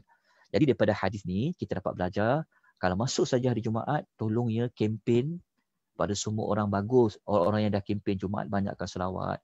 Banyakkan selawat. Dan inilah dalilnya. Maknanya hari Jumaat kena lagi banyak. Kalau hari Khamis dah banyak, hari Jumaat kena lagi banyak. Begitulah yang dikendaki oleh Nabi SAW. Kenapa? Hari Jumaat ni kan hari yang banyak pahala, hari yang keberkatan. Ya. Okay. Kemudian kita baca last sekali. Okay. Last sekali, ketika kita nak memulakan membaca doa, ni kita sedia maklum. Kalau kita nak baca doa, Nabi SAW ni kita lihat dulu hadis. Yang pertama kita lihat dulu hadis Nabi riwayat Abu Dawud. Hadis ini sahih, sabda Nabi SAW, apabila yang bermaksud, apabila salah seorang kamu berdoa, hendaklah dia mulakan dengan memuji Allah dan menyanjungi Allah. Setelah itu, hendaklah dia bersalawat ke atas Nabi SAW. Lepas dia dah salawat, summa la yad'u ba'du bima sya'a. Kemudian dia doalah apa yang dia kehendaki. Janji, puji Allah dulu, selawat kemudian yang kedua. Lepas tu doalah, lepas tu nak doa apa pun. Urusan dunianya ke, urusan akhiratnya apa. Kalau siapa yang ikut kelas pagi tadi, doa-doa tadi, baca doa-doa yang terbaik dari Al-Quranul Karim. Tapi mulakan dulu puji Allah. Kita dah ajarlah macam mana kita nak panggil nama Allah.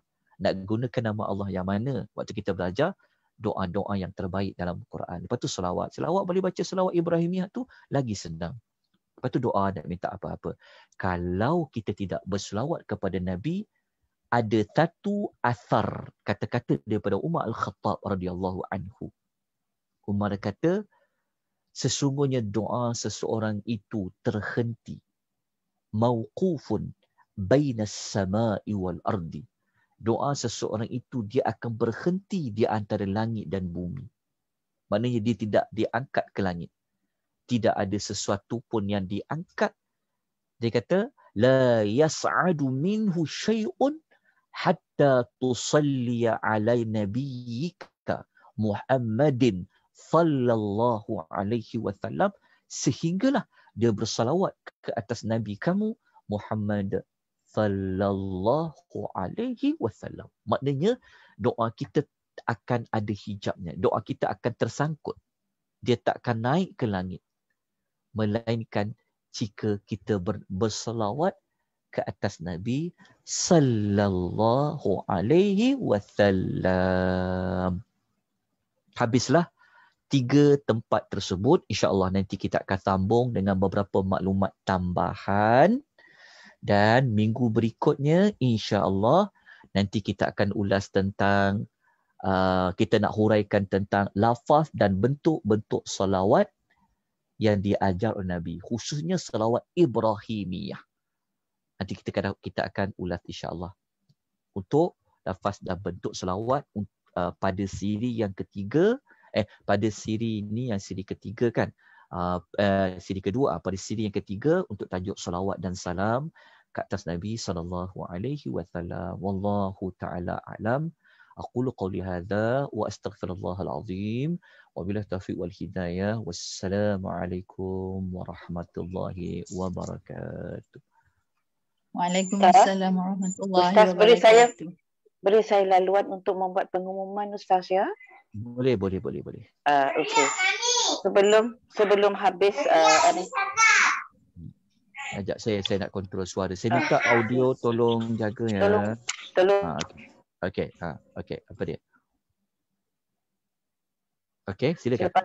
Selepas saya habis pengumuman, saya mohon Ustaz, sebab saya tak sempat nak berbicara dengan Ustaz tadi, minta mohon Ustaz doakan dengan yang sempurna supaya kita yang mana telah terjangkit, yang telah terkena COVID-19, Ustaz tolong doakan.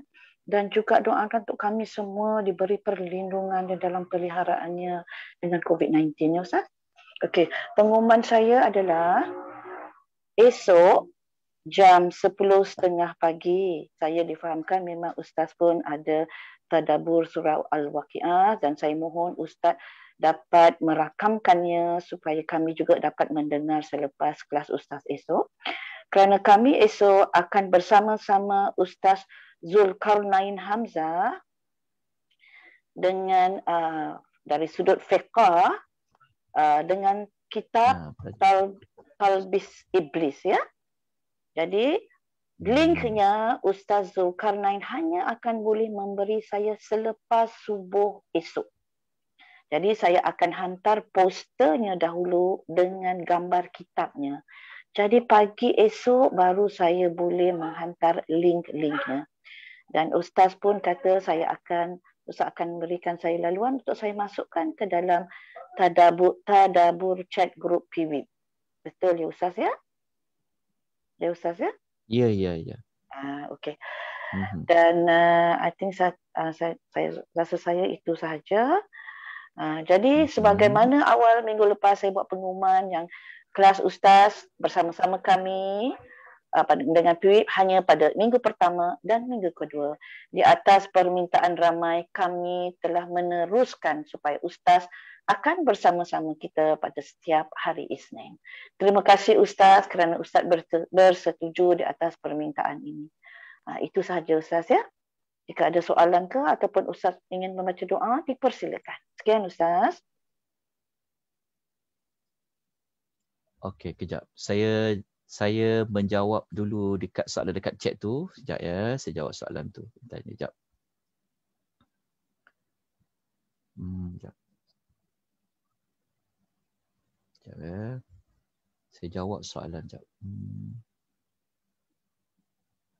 Okey, ada yang bertanya soalan pada jam 11 tadi. Dia kata, maksudnya kena tahqiq ke dalam hati ke mengagungkan Nabi dunia akhirat tu. Tahqiq tu begini. Kalau kita tahu baca doa ni kan kita kena menghayati, menghadirkan hati. Menghadirkan hati tu maksudnya kita fahamlah. Kita selawat tu kita mendoakan Nabi, minta penggangguan. Jadi secara tak langsung kita boleh fahamlah daripada apa yang kita selawatkan itu. Jadi secara tak langsung dia akan bawa kepada hati. Sebab menghadirkan hati ketika berdoa sudah tentu dia akan bawa kepada hati. Tapi untuk bawa kepada hati kita kena tahu apa yang kita lafazkan tu maknanya apa. Itu maksudnya tahqiq dalam hati. Boleh? Ya, memang kena tahqiqkan. Kena masukkan dalam hatilah supaya dapat menghadirkan hati. Kemudian ada yang tanya,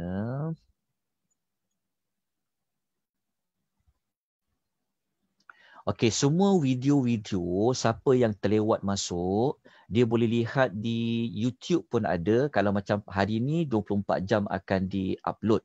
Kalau tidak, lihat di FB Akademi Tadabbur Malaysia. Memang saya buat live terus kepada FB Akademi Tadabbur Malaysia.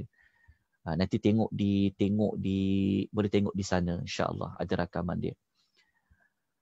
Okey, pasal TV ni tak apalah. Okey, ada yang tanya bacaan yang mahmudanil ladzi tadi. Kalau kita belajar tajwid memanglah sebab dia ada tanwin kan.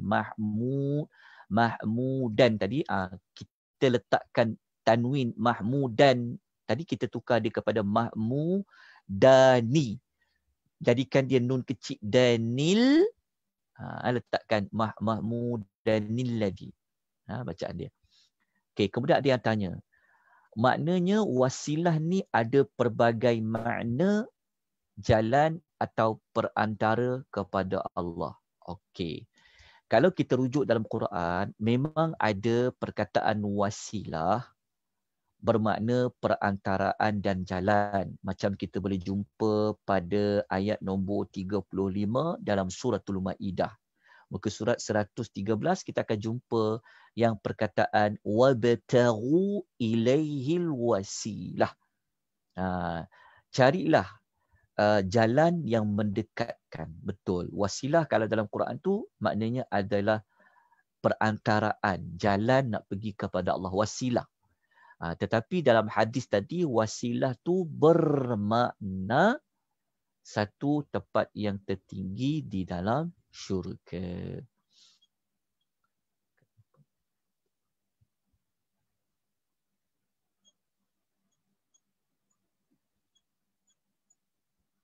Baik. Tak ada soalan dekat chat. Okey, ada pertanyaan. Saya buka satu atau dua soalan sebelum kita tamatkan.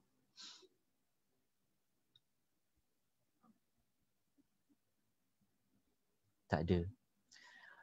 Okey. Ustaz, kejap. Ya. Berapa minimum selawat sebaik-baik sehari? Ustaz, ada tak macam at least kita kena baca berapa selawat sehari? Jawapannya tidak adalah disebutkan sebab tidak ada. Dia kalau sebab apa tidak ada? Sebab tidak ada hadis yang sebut macam tu. Kalau kita tanya istighfar berapa kali kita boleh jawab sebab memang ada hadis kata aku beristighfar setiap hari lebih daripada 70 kali ataupun 100 kan. So kita boleh jawablah sekurang-kurangnya 70 kali ataupun lebih. Tapi untuk selawat tidak ada. Namun begitu azan kita dah lalu. Maksudnya jawapan dia melihat kepada situasi tadi. Kalau waktu dengar azan, jawablah. Kena selawat sekali. Kalau kita dalam solat, tentulah kita dah selawat dah. Yang lain tu tidak ada. Tapi kalau kita berada dalam majlis ilmu, para ulama mengatakan sekurang-kurangnya kalau kita dengar nama Nabi tu disebutkan, kita kena jawablah. Kalau dengar banyak kali, kalau kita mampu jawab banyak kali, jawablah banyak kali. Tapi sekurang-kurangnya sekali. Kita menyebut nama Nabi SAW. Tapi kalau lagi banyak, lagi baik. Tapi untuk meletakkan sesuatu penghadan tu, wallahu ta'alam. Yang tu saya tidak dapat memberikan jawapan dia. Sebab kita tidak mahu mengada-adakan penetapan yang tidak ditetapkan oleh Allah dan juga Rasul. Wallahu ta'ala alam. Terima kasih Ustaz. Jazakallahu khairan. Ustaz, Ustaz, mohon doa ya Ustaz ya. Saya baru dapat message daripada salah seorang jemaah kita dalam kelas bahasa Arab kita, Tan Sri Hasmah binti Abdullah. Dia mohon Ustaz dan jemaah mendoakan. Message dia yang baru terima ni, Assalamualaikum, please pray for me. I am being sent for oxygen treatment and transfer to Sungai Buloh. Nanti Ustaz masukkan nama ni dalam doa Ustaz nanti ya. Itu saja Ustaz. Saya doa umum. Tan Sri Hasmah binti Abdullah. Ya, ambilkan nama dia. Sebab dia sekarang telah melalui treatment for oxygen treatment dan telah dihantar ke hospital Sungai Buloh because of COVID dan Ustaz. Ya, dia minta kita sama-sama doakan. Boleh Ustaz ya? Baik. Berikutnya ada apa-apa pertanyaan lagi yang Assalamualaikum Ustaz. Assalamualaikum warahmatullahi wabarakatuh. Macam mana kalau bunyi azan di TV ke radio ke? Jawab boleh. Boleh. Kita perlu jawab ke? Boleh jawab. Boleh. Terima kasih Ustaz pencerahan. Kita jawab. Lagi ada mana-mana pertanyaan?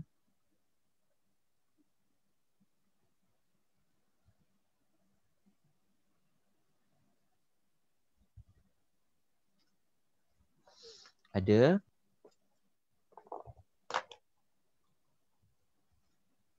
Ada ya? Okey, kita lanjutkan. Kalau tak ada, insya-Allah nanti kita bertemu lagi. Jadi kita ambil peluang kita selepas majlis ilmu ni, kita doa mohon rahmat, mohon pengampunan dan rahmat dari Allah Subhanahu wa taala. Bismillahirrahmanirrahim. Amin. Alhamdulillahirabbil alamin. Wassalatu wassalamu ala asyrafil anbiya'i wal mursalin wa ala alihi wa sahbihi ajma'in. Allahumma inna nas'aluka bi annaka antallahul ahad as-samadul ladzi lam yalid wa lam yulad wa lam yakul lahu kufuwan ahad. Rabbana zalamna anfusana wa illam taghfir lana wa tarhamna lanakunanna minal khasirin. Ya Allah, ya Rabb kami, sesungguhnya kami telah menzalimi diri kami. Jika Engkau tidak memberikan pengampunan dan merahmati kami, nescaya kami termasuk di kalangan orang-orang yang rugi. La ilaha illa anta subhanaka inna kunna minadh zalimin. Amin. Allahumma arhamna bil Quran. Ya Allah, rahmatilah kami dengan Al-Quran. Waj'alhu lana imama wa nuran wa hudan wa rahmah.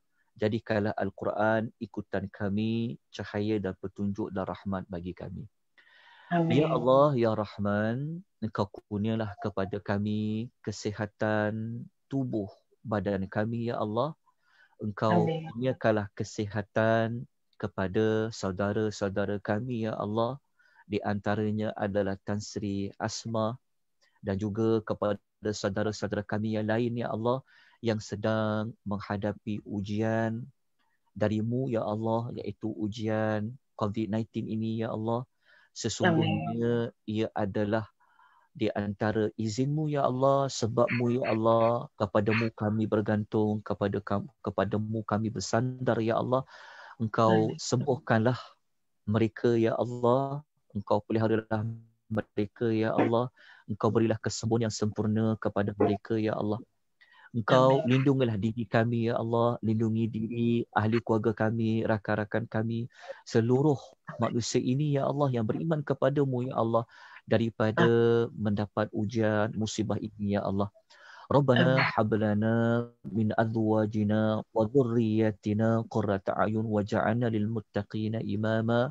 Rabbana atina fid dunya hasanah wa fil akhirati hasanah wa qina adzabannar.